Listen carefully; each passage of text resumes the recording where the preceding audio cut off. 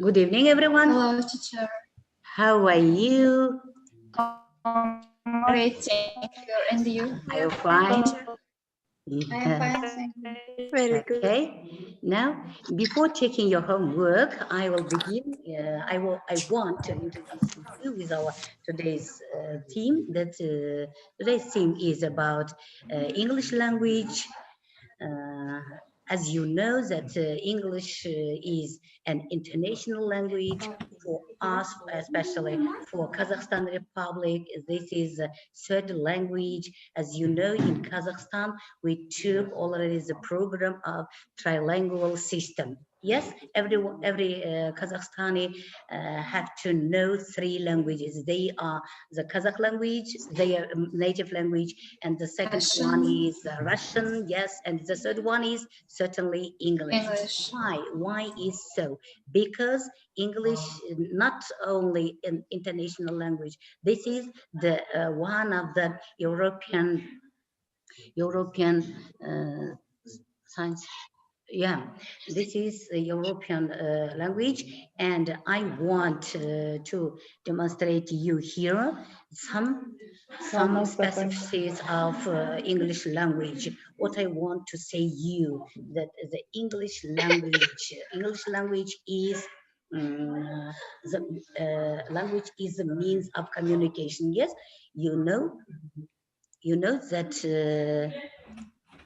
language is that means of communication.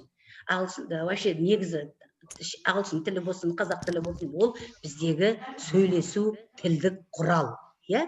The most common way of expressing an idea for people is to say it out loud.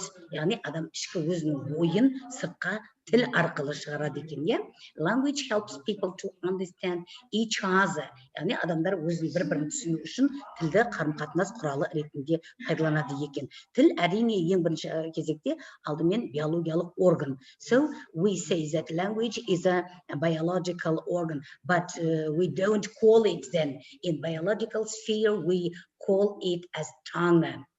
Now I will type you here as a tongue. Oh, I can't print here. Okay, now I want to say you that there are many peoples in the world, and most of them have their own languages, yes, and include our Kazakh language. For Kazakhstan's, this is our own language.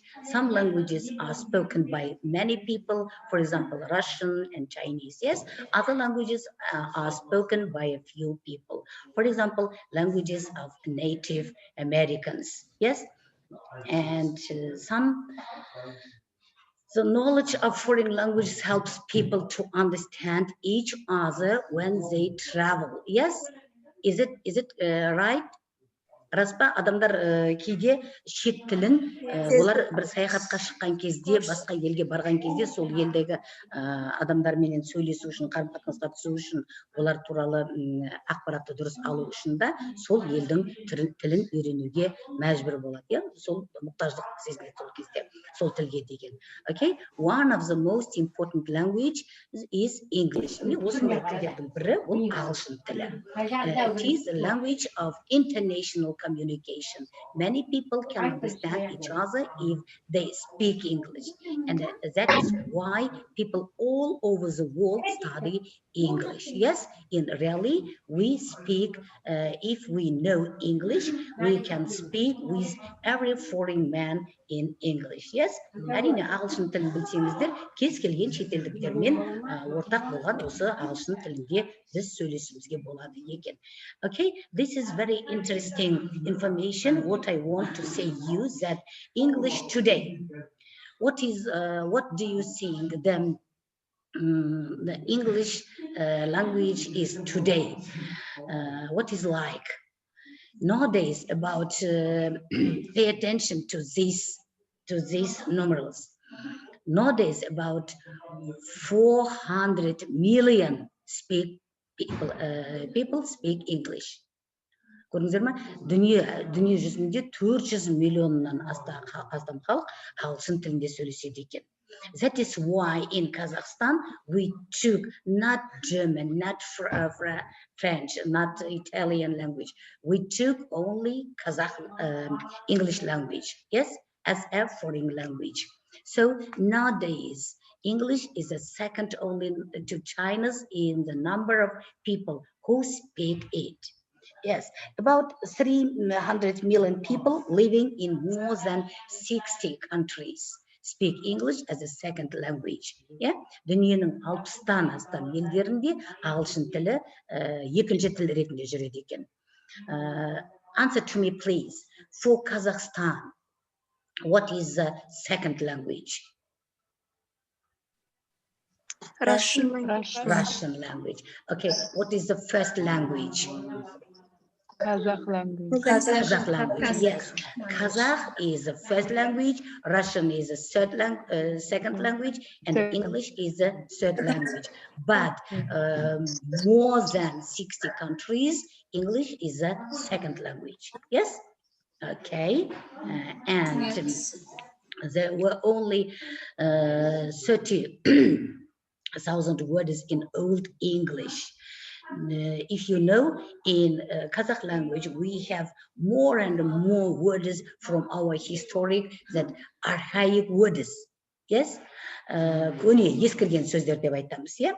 Бірақ бүгінгі күнде біз ол сөздердің бәрін жаңартып жатырмыз, иә? Көнерген сөздерге бұрын біз кіргізетін едік, иә? Сәукеле, кимешек, алқа деген сияқты сөздерді біз бұрын көнерген сөздер деп айтатын едік. Бірақ біз енді тәуелсіздік алғаннан кейін біз ол сөздердің барлығын жаңартып, өзімізге жаңа өзіміздің тілдік сөздігімізге бұрыннан бар сөз ретінде қайта қолданып жатырмыз, иә? Окей. Енді сондай сөздерден қарап отырсаңыз, 30 мыңнан көп артық сөздер ағылшын тілінде ескі ағылшын тіліне қарап жүреді екен. Енді осы жерде мән берейік. Қазақ тілінде де біз көне қазақ тілі, қазіргі жалпы қазақ тілі және қазіргі қазақ тілі деп бөлеміз. Яғни көне қазақ тілі бұрын жазу сызу болмаған кездегі ауыз әдебиеті, ауызша дамыған қазақ тілін алатын болсақ, жалпы қазақ тілі бұл қазақ тілінде жазу пайда болғаннан бергі сөздер болады дағы, ал қазіргі қазақ тілі дәл бүгінгі күнгі тәуелсіздік алғаннан бер жағындағы өзіміздің, сіз бен біздің сөйлесіп жүрген қазіргі қазақ тіліміз. Ал енді осының ішінде біз баяғы көне қазақ тілінен де алынған жаңағыдай сөздеріміз бар. Ал енді орыс тілін көрейік. Орыс тілінде де сондай старый русский язык, одан кейін русский язык және современный русский язык. Дұрыс па? Современный русский язык. Ал енді ағылшын тілінде де сондай екен. Old English, сосын жалпы ағылшын тілі деген мағынада General English, одан кейін үшіншісі Modern English. Қазіргі заманауи ағылшын тілі. Ал енді мына бір ақпаратты, мына бір бізге берілген мәліметке қарасаңыздар, some people say there are about 600,000 words in modern language. Яғни 600 мыңнан артық адам астам ағылшын тілінің сөздігі ол мына заманауи ағылшын тіліне тиісті болып тұр. Ал енді сол заманауи ағылшын тілі, қыздар азырақ тыныш тұра тұрсам ма? Арай, азырақ тыныш тұра тұрыңдар. Міне сол осы ағылшын тілінде, яғни 600 мыңнан астам сөзі бұл жаңартылған ағылшын тілі, яғни заманауи ағылшын тіліне тән болған сөздер екен. Ал енді English is a language of technology and science, business and sport. Yes, okay. And as you see that English is a language of technology and science, business and sport, official language of the Olympics, the official voice of the air and of the sea. Yes, okay. And I want to say you that English as a tool of communication in the world.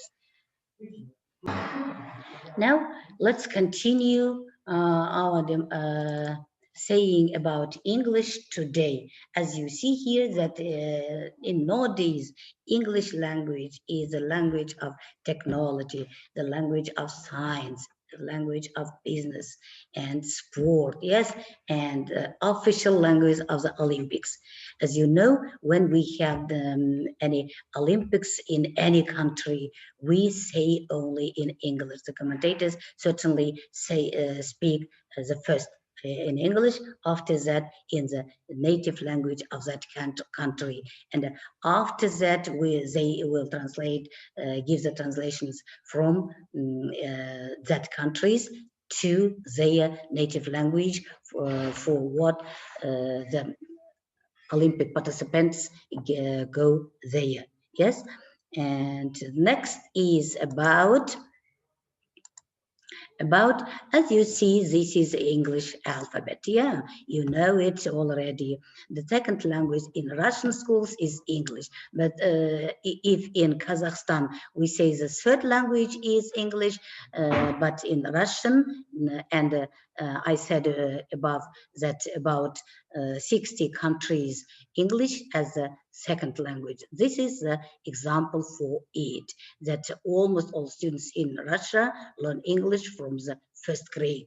Бірақ та ағылшын тілі оларда екінші тіл болуына қарамастан, оларда 5-ші сыныптан бастап өтіледі екен. Ал енді салыстырыңдар. Let's compare if English language in Kazakhstan the third language, but we have this subject from the first grade. Yes? Бірінші сыныптан бастап үйренеміз. Ал Россияның екінші тілі болуына қарамастан, олар нешінші сыныптан бастап үйренеді екен? 5-ші сыныптан. 5-ші сыныптан бастап. Енді осыған қарап біз өзімізде ағылшын тіліне қаншалықты ден қойғандығымызды байқауымызға болады, иә? Енді мына жерге осыда бір мәлімет өте қызық. Қарасаңыздар, children learn English alphabet from the age of 5. 5-ші сыныптан бастап өтетін Ресейде жаңағы ағылшын тілін олар 5 жастан бастап әріптерін танып бастайды екен. Сонда қараңдар, әуелі әріптері, енді basic English, zero English деп айтамыз. Болмаса elementary English дейміз. Яғни олардағы үйренетін жаңағы санауы, ағылшын алфавитінен бастап, оңайдан бастап сан есімі, сын есімі, қандай деген сұрақтарға жауап беретін, болмаса түр, реңдер, қызыл, қара, ақ, көк деген сияқты. Олардың барлығын оларға сол 5 жастан бастап үйрете береді. Бірақ нағыз сол ағылшын тілін қалай үйретілуі керек болған әдістемені олар 5-ші сыныптан бастайды екен. Ал енді мына бір мәліметке де мән берейік. Мен әдейі осындай тек қызықты жерлерін ғана сіздерге көрсетіп отырмын, ағылшын тіліне қатысты болған. Мына бір мәліметке де қарап жіберіңіздер.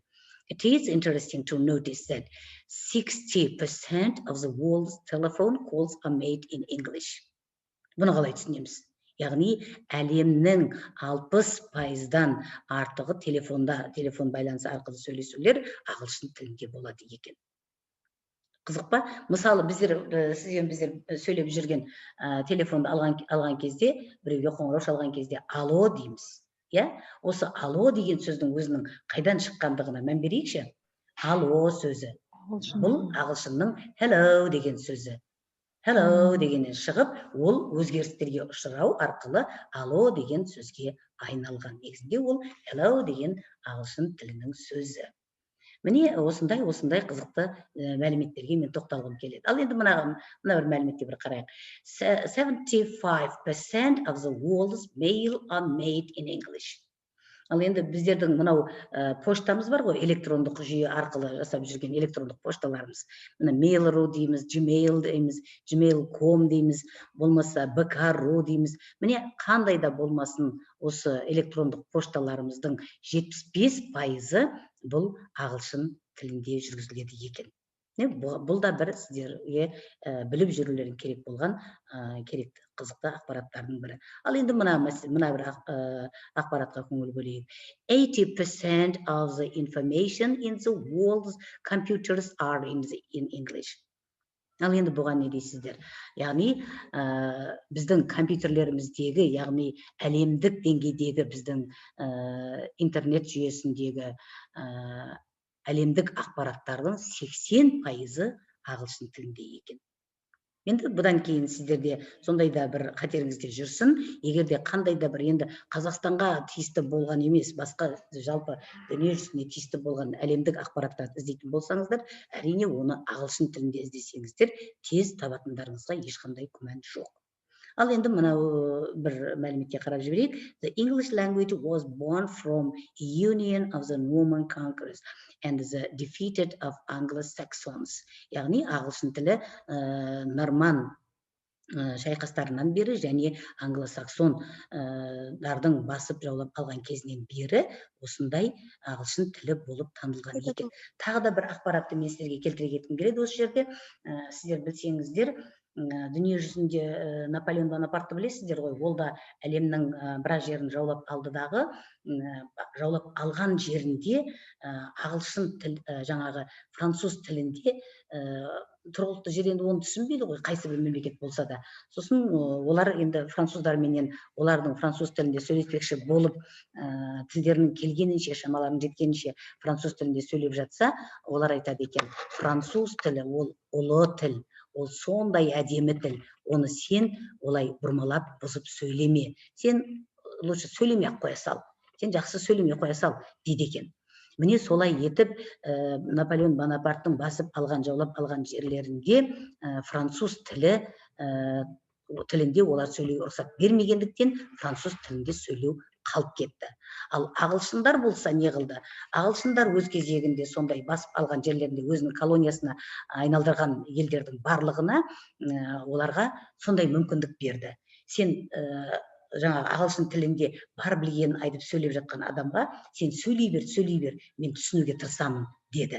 Сөйтіп оларға мүмкіндік жасап берді. Міне соның нәтижесінде ағылшын тілі, мысалы үшін Үндістанды қараңыздар, Үндістанның ағылшын тілі ол бөтен бір тіл. Бірақ соған қарамастан Үндістан ағылшын тілін өздерінің мемлекеттік тіл етіп қойды. Сол өздерінің тіл етіп қабылдаған. Әліге дейін Үндістанда ағылшын тіліменен осы үнді тілі қоса қабаттасып жүреді. Мына біздердің орысша араластырып сөйлегеніміз сияқты үндістер де ағылшын тілін араластырып сөйлейді әлі күнге дейін. Мен тағы да бір жайт, олардың сол барған жерлерінде осы ағылшын тілінде сөйлеуге мүмкіндік бергенінің себебінен варианттар көбейіп кетті. Сұрақ бұл туындайды ғой, арасында сұрап жатады, не үшін ағылшын тілін, американский вариант, английский вариант деген варианттары көп деп. Оның себебі шығу тегі осылай. Мысалы, айтайық, канадалық вариант бар, канадский вариант, новозеландский, яғни Жаңа Зеландияның өзінің варианты бар, шығыс варианты бар ағылшын тілінің, мысалы, европалық вариант деген сияқты, және америкалық вариант дегені бар. Бірақ ең көп тарағаны ол америкалық вариант. Не үшін дегенде, компьютерге түскен ақпараттардың көпшілігі осы америкалық вариантпенен түседі. Сондықтан да америкалық варианты ағылшын тілінің көбірек тарап кеткен. Ал енді мына бір мәселеге де қарап жіберейік. In the 5th century, яғни 5-ші ғасырда, English was already spoken by the people who inhabited Great Britain.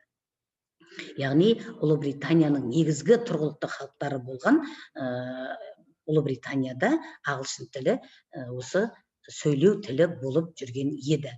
Ал енді Шекспирдің заманынан бер жағында қалай болды бұл?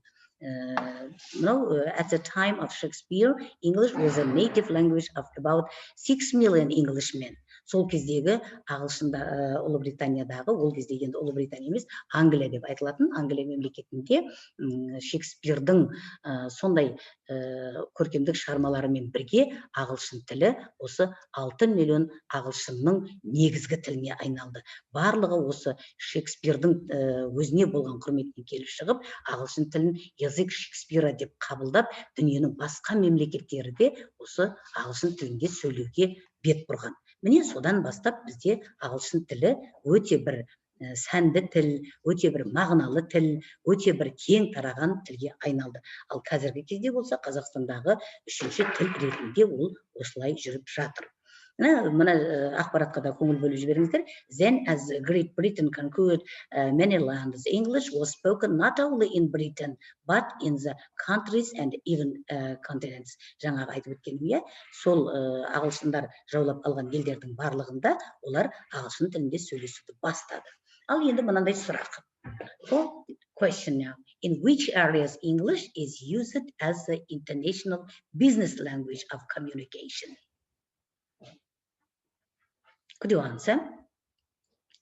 Осындай сұрақтарды өздеріңізге жазып алыңыздар. Now you may write certainly this question after my explaining some characteristics about English. Certainly you will discuss and answer to these questions. Okay. The first question is, in which areas English is used as the international business language of communication? Okay. You may take a photo or write, please. Next. Nowadays, English is the international language of business people, sportsmen, as we said above, and English is the world computer language. Yes, and we said about each and question. Next question. Take a photo, please, or write down. If you compare English, German, and French, which of them turns out to be richer in vocabulary? Now, in this салыстырамыз, ағылшын тілін, неміс және француз тілдерін салыстырамыз, және осылардың қайсы сөздік қорының бай екендігіне мән береміз.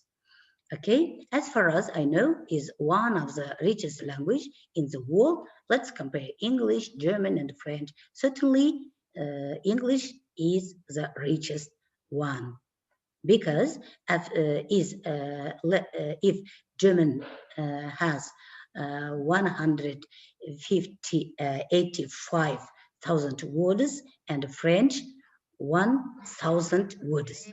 But what about the English words? 5,000 words. Yes? Now, question, please. The third question is, what words do you know that are interconnected from English into other languages? Write down, please, this question. What words do you know that are interconnected from English into other languages? The next question is, do you think in the modern age of education, every educated person should be fluent in English or not? Do you think so? Write down this question too. And here is some data about English too. As you see, English is now the language used in computers. About half of the past and scientific books are in English. Көрсеңіздер, бұл ағылшын тілінде ғылыми кітаптардың қаншалықты көп екендігі, әлемнің барлық кітапханаларында біз көбіне ағылшын тілінде болған кітаптарды көреді екенбіз. Learning language, I mean English language, is also learning the life of other countries, their customs and tradition. Әрине, кез келген тілді жақсы меңгерген болсаң, сол елге барған кезде олардың қайсы бір жағдаятта қандай ақпарат айтып жатқандық еркін түсінетін болғандықтан, ол сол елдің өмірлік мәні бар әрекетіне айналатыны анық. Now, енді мына жерге бір қарап жүріңіздер. Now, the knowledge of English is considered a necessary feature of good employee. Those who want to find an interesting and well-paid job must know 2 or 3 languages. Шын мәнінде қазіргі кезде Қазақстанның өзінде де егер де сен қазақ тілін, орыс тілін және ағылшын тілін біліп тұрған болсаң, әрине сенің жақсы жұмыс табатыныңа ешқандай күмән жоқ. Және де сенің жалақың да соған сәйкес болып келетіні анық. Мысалы, қазіргі кезде мемлекеттер тіпті IELTS барлардың өзіне де айлықтың қосымша түрінің беріліп отқандығынан бәріміз хабарымыз бар. Сондықтан да тіл білгеннің ешқандай зияны жоқ екендігі айтылып тұр. Ал енді соңғы ақпаратқа да бір көңіл бөліп жіберейік. Learning English broadens your mind and way of thinking. Міне мен осы жерде thinking бойынша бір нәрсені айтып өткім келеді. Кез келген адам, кез келген тілді үйренетін болса, әуелі ол тілде сөздік қоры аз болған кезде олар ол тілде ойлай алмайды, өзінің ана тілінде ойлауға кете береді. Бірақ белгілі бір дәрежеге жеткен кезде оның сөздік қоры ол өз-өзінен, егер сол тілде сөйлеуді қаласа, сол тілде ойлауды автоматты түрде қалыптастыратын болады. Яғни біз қазір ағылшын тілінде азырақ болса да өзімізде сөздік қорымыз бар болатын болса, біз ағылшын тілінде ойлап болып сөйлейтін болуымыз керек екен. Яғни ағылшын тілінде ойың болмайынша сен ол тілді сөйлеп кете алмайсың деген біздің мынау айтпақшы болған ойымызға мына мысал болып тұр. So English is a global language nowadays. Оған енді күмән жоқ, ағылшын тілі бүгінгі күнде ең бір алдыға шыққан, сондай керемет, сондай өзінің кең таралған тілдердің бірі болып тұрғаны анық. So the problems of war and peace, equality, democracy, and many others can't be solved if people don't speak the same language. Әрине, егерде әлемнің барлық халқы, яғни әсіресе біздердің дипломаттарымыз, я болмаса айтайық, сол елдердегі біздердің өкілдеріміз сол елдің тілінде немесе оларға ортақ болған ағылшын тілінде сөйлемесе, әрине мынау соғыс, немесе бейбітшілік, немесе экология, немесе демография, немесе сол сияқты басқа да проблемаларды шешу қиын. Әрқашан аудармашының көмегіне жүгіне бергеннен көрі, олар өз тілдерін сол тым болмаса осы барлығына ортақ болған ағылшын тілінде сөйлеп барғандары әрине дұрыс. Ал енді ағылшын тіліне байланысты болған осындай ақпараттарды мен сіздерге айтып бергім келді, таныстырғым келді. Жаңағы сұрақтарға енді дайындаламыз да, қазір біз өзіміздің пікірталасымызды бастайық. Тағы да мен қосымша сұрақтар қояйын, ол бойынша білгендеріңіз болса бөлісе отырайық. Ағылшын тіліне қатысты болған осындай мәселелер. Тағы да кімде қандай ойларыңыз бар ағылшын тіліне қатысты? Міне осы мәселелерді біз бүгін талқылайтын болады екенбіз.